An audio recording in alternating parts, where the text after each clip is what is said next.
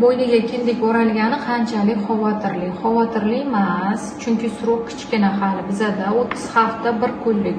Agar kindikda qon aylanishlar yaxshi bo'ladigan bo'lsa, u xavotirli hisoblanmaydi o'rtoqlar.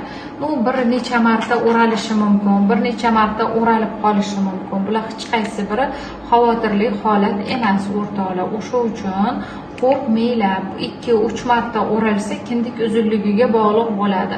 Qachon biz xavotir olib, kindik uzunligi qisqarmadimi deb o'ylaymiz 37 haftadan boshlab. 37 haftagacha bo'lgan vaqtda bolajon bo'yniga bir necha marta o'raladi va bir necha marta kindigi bo'yinchasidan chiqib ketadi.